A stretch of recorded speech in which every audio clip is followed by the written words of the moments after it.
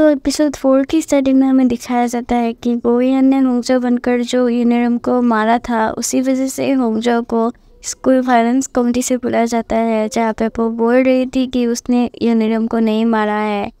तभी प्रिंसिपल बोलते हैं कि अच्छा, तो तुम अभी भी मानने के लिए तैयार नहीं हो कि तुमने यूनिरम को मारा है। स्कूल के सभी बच्चों का कहना है कि तुमने ही उसे मारा है। तभी होंगजो कहती है कि ये सब मैंने नहीं बल्कि गोयान ने की है, जो कल मेरे शनि में था। तभी होंगजो की नज़र यूनिरम के चेहरे की ओर जाती है और वो देखती है कि गोयान ने यूनिरम को मार मार के उसकी चेहरे का तो अलग ही हाल कर दिया था। उसे देखकर होंगजो की हंसी निकल जाती है। होंगजो को हंसते हुए देखकर प्रिंसिपल गुस्से से बोलते हैं कि अच्छा, तो तुम स्कूल फाइनेंस कमेटी और टीचर्स को इग्नोर करके आप हंस रहे हो। लगता है तुम्हारा दिमाग खराब हो गया और तुम्हें सबक सिखाना ही पड़ेगा। तभी प्रिंसिपल होंगजो को मारने वाले होते ही है। तभी कमरे में एक मोटा सा आदमी एंटर करते हैं, जो होते हैं डिस्ट्रिक्ट काउंसिल के मेंबर, और यही होते हैं यूनिरम की डैड। वो प्रिंसिपल को बोलते हैं कि उसे जाने दो, वैसे भी बच्चे लड़ाई झगड़ा करके ही बड़े होते हैं। डिस्ट्रिक्ट काउंसिल मेंबर यानी कि यूनिरम की डैड को देखकर प्रिंसिपल के बिहेवियर चेंज हो जाते हैं और वो उनसे अच्छे से बात करने लगते हैं। तभी होंगजो समझ जाती है कि डिस्ट्रिक्ट काउंसिल मेंबर असल में यूनिरम की डैड है। इसी वजह से जब उसने यानी कि गोयान ने यूनिरम को मारा, तभी स्कूल फाइनेंस कमेटी से होंगजो को बुलाया गया था। पर इतने दिनों से जब वो बुली हो रही थी, तभी स्कूल से कोई एक्शन नहीं लिया गया था। यूनिरम की डैड प्रिंसिपल से बोलते हैं कि कोई बात नहीं, इसे इतना भी मत डांटो। ये सुनकर होंगजो को लगता है कि यूनिरम की डैड बहुत अच्छे हैं। तभी यूनिरम की डैड प्रिंसिपल से बोलते हैं कि मुझे लगता है कि हमें यूनिरम को एक और मौका देना चाहिए। मैं होंगजो को अच्छा सबक सिखाना चाहता हूँ। उसके बाद वाले सीन में हमें दिखाया जाता है कि यूनिरम होंगजो को स्कूल बिल्डिंग से घसीटते हुए लेकर आती है और उसे बोलती है, क्या तुम्हें अब पता चला कि तुम्हें मेरे घर क्यों नहीं जाना चाहिए था? और इतने दिनों से मैंने जो तुम्हें बुली किया था, इसके बावजूद सब क्यों चुप थे? क्योंकि तुम्हारी औकात मेरे पैर के नीचे है। यूनिरम होंगजो को जमीन से झटक देती है। तभी होंगजो गोयान की बातें सोचने लगती है और वो बोलती है, अगर मैं गोयान होती तो अभी मैं यूनिरम को मार सकती। ये बोलकर वो उठने की कोशिश तो करती है। तभी यूनिरम होंगजो को जमीन से झटक देती है और बोलती है, तुम्हारे पास ना पैसा है, ना दिमाग है, ना ही सपोर्ट है। तुम वो होंगजो हो जिसके पास कुछ भी नहीं है। ये कहकर यूनिरम होंगजो को बहुत बुरी तरह से मारने लगती है। होंगजो रोती हुई कहती है कि आखिर मेरे साथ ये सब क्यों हो रहा है, और वो बेहोश हो जाते हैं। तभी हमें दिखाया जाता है कि अचानक गोयान टोपी और मास्क पहनकर वहाँ पे आ जाता है और अपनी उंगलियां छटकते हुए यूनिरम से कहता है, मैंने तुम्हें कहा था ना होंगजो को परेशान मत करना। गोयान ने टोपी और मास्क लगाया हुआ था, इसी वजह से यूनिरम से नहीं पहचान पाती है और अपने दोस्तों के साथ गोयान की मजाक उड़ाने लगती है और होंगजो से कहती है, अरे होंगजो देखो, लगता है तुम्हारा प्रिंस चार्मिंग तुम्हें बचाने के लिए आया है। तभी गोयान यूनिरम की शर्ट की कॉलर पकड़ते हुए कहता है, मैंने तुम्हें कहा था ना होंगजो को परेशान मत करना। गोयान की आंखों में गुस्सा देखकर यूनिरम डर जाती है। तभी होंगजो को होश आ जाती है और वो देखती है कि गोयान टोपी और मास्क लगाकर उसे बचाने के लिए आया है और यूनिरम की दोस्त यूनिरम को बचाने के लिए गोयान की फेस में लात मारने वाली होती है। और पता नहीं तभी होंगजो के पास कैसे इतना ताकत आ जाती है। वो उड़ती हुई आकर यूनिरम की दोस्त को एक लात मारती है और डोंट टच माय बॉय वाला डायलॉग मारती है। वो बोलती है, इसका पर्सनैलिटी भले ही खटिया हो, पर इसका फेस ही इसका पूरा जिंदगी है और मुझे इसकी फेस को प्रोटेक्ट करना होगा।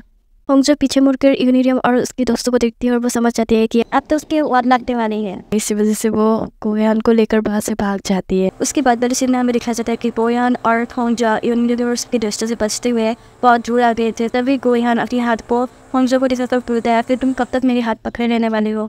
तभी होंगजो शर्मा जाती है। तभी होंगजो सीरियस होकर गोयान से बोलता है, तुम्हें बीच में आकर दखलअंदाजी नहीं करना चाहिए था। तुम्हें पता है ना ये लड़कियाँ कितना खतरनाक है। तभी गोयान बोलता है, आखिर तुमने मेरी बॉडी के साथ क्या किया है? तुम्हें पता है तुमने मेरा कितना नुकसान किया है? तुमने मेरा लाइफ ख़राब करके अब अपनी घटिया लाइफ में वापस आ गए हो। तभी होंगजो को गुस्सा आ जाती है और तभी होंगजो कहती है कि तुमने भी तो वही की। तुम्हारी वजह से मैं ऐसी सिचुएशन में फंसी हूँ। तुम्हारी वजह से मुझे स्कूल फाइनेंस कमेटी से बुलाया गया क्योंकि तुम्हें मेरे मामलों में दखलअंदाजी करना ज़रूरी समझा। और एक दूसरे की लाइफ की कंप्लेन करते हुए इन दोनों के बीच बहुत ज़्यादा बहस होने लगती है। बहस सुलझने के बाद गोयान होंगजो से बोलता है कि अब तो एक बात श्योर है कि हमें अब से एक दूसरे के शरीर में ही रहना होगा, तो चलो एक कॉन्ट्रैक्ट बनाते हैं। गोयान और होंगजो डिस्कस करते हैं कि उनकी पहली बार बॉडीज किस करने के बाद ही स्विच हुए थे, पर दूसरी बार उनकी बॉडीज बिना किसके ही 24 घंटे बाद स्विच हुए थे। गोयान और होंगजो दोनों को पता होता है कि उनकी बॉडीज 24 घंटे बाद ही स्विच होने वाले हैं और उनकी बॉडी स्विच होने में ज़्यादा देर नहीं है। और वो दोनों ही एक दूसरे के लिए कॉन्ट्रैक्ट में रूल्स बनाते हैं, जैसे कि गोयान जब होंगजो के शरीर में होगा तो वो स्कूल में कोई भी तमाशा नहीं करेगा, और जब होंगजो गोयान के शरीर में होगा वो भी ऐसा कुछ हरकत नहीं करेगी जिससे गोयान को परेशानी होगी। ऐसे ही वो लोग बहुत सारे रूल्स एक दूसरे के लिए बनाते हैं। सभी रूल्स बनाने के बाद होंगजो घर जाने लगती है और बोलती है, अगर तुम्हें हो गया तो घर जाने, क्योंकि कल से हमें एक दूसरे की शक्ल ही देखना होगा। तभी गोयान होंगजो को रोकता है और उसे बैंडेज ऑफर करता है क्योंकि यूनिरम की वजह से होंगजो को बहुत ज़्यादा चोट लगी हुई थी। हंसा कहती है कि तो जब हम वहाँ से भाग रहे थे गोयान इसी वजह से रुका था क्योंकि उसे बैंडेजेस खरीदना था। गोयान होंजो के चेहरे पर बैंडेजेस लगाता है, वो एक नहीं ढेर सारा बैंडेजेस लगाता है। इसी वजह से होंजो गुस्सा हो जाती है और बोलती है आखिर तुमने कितने सारे बैंडेजेस लगाया है मेरे चैनल पर। तभी गोयान से चुप कराता है और बोलता है तुम्हारे चैनल पर अगर निशान रह गए तो बहुत बड़ी परेशानी हो जाएगी बाद में। गोयान कहता है मैं कॉन्ट्रैक्ट में एक और चीज़ ऐड करना चाहता हूँ क्योंकि तुम्हारा शरीर अब से तुम्हारा नहीं मेरा भी है, इसी वजह से मैं चाहता हूँ कि तुम अब से खुद को चोट लगाना बंद करो और अगर तुमने यूनियम से खुद से मार खाए तो मुझसे बुरा कुछ नहीं होगा तुम्हारे लिए होंजो।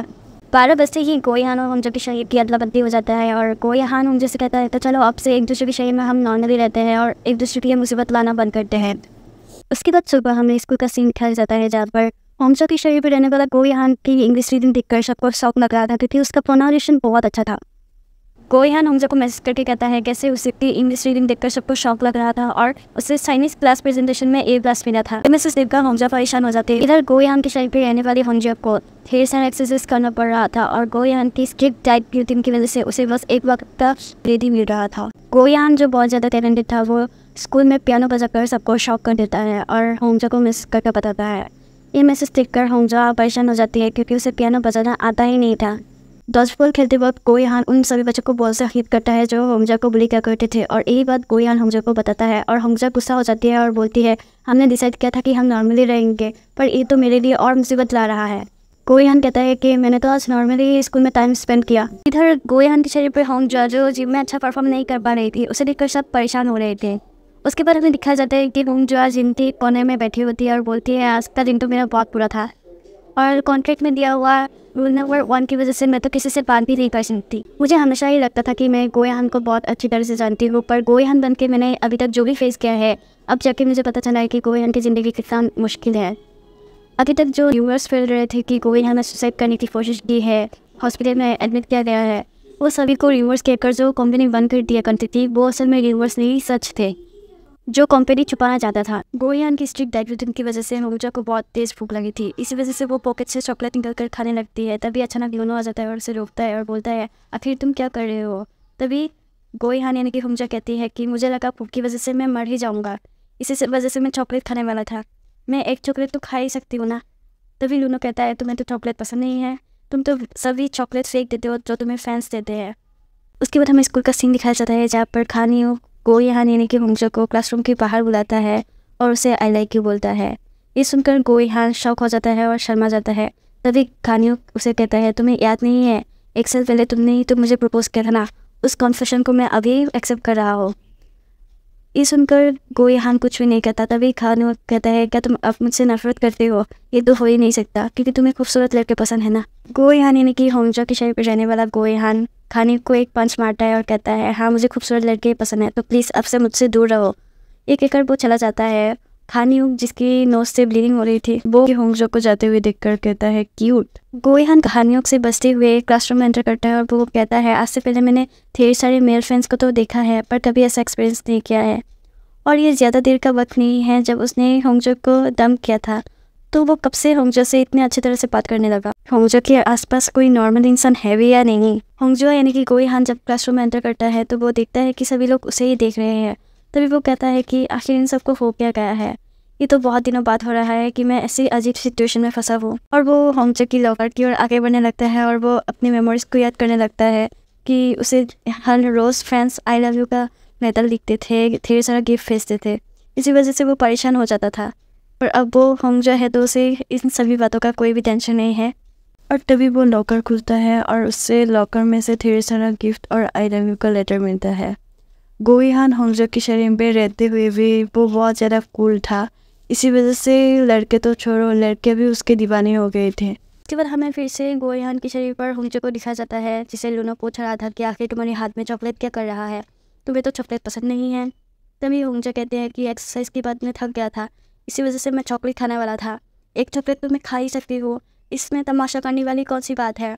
तभी लूनो कहता है कि तमाशा मैं कर रहा हूँ कि उस दिन तुमने प्रोड्यूसर से घटिया कॉन्सेप्ट लाकर एरोगेंटली बात की थी, इसी वजह से हमें ब्रॉडकास्ट से सस्पेंड किया गया। तो आज तुम कौन सा कॉन्सेप्ट लाने वाले हो और तुम्हारा चेहरा लाल क्यों है, क्या तुम मेरे साथ फ्लर्ट कर रहे हो। ये सब सुनकर होंजो परेशान हो जाती है और वो सोचती है आखिर मैं क्या कहूँ। तभी उसे गोयान की एक बात याद आती है जो उसने कहा था कि अगर लूनो उसके साथ झगड़ा करने लगे तभी होंगजो भी उसके साथ झगड़ा करेगी, पर उससे 2 गुना करेगी। तभी गोयान यानी कि होंगजो लूनो को कहती है कि चलो हम दोनों के बारे में जो डेटिंग र्यूमर्स फैल रहे हैं उसे सच कर देते हैं। ये सुनकर ही लूनो पीछे हट जाता है। तभी होंगजो सोचती है कि ये ट्रिक तो काम कर रहा है।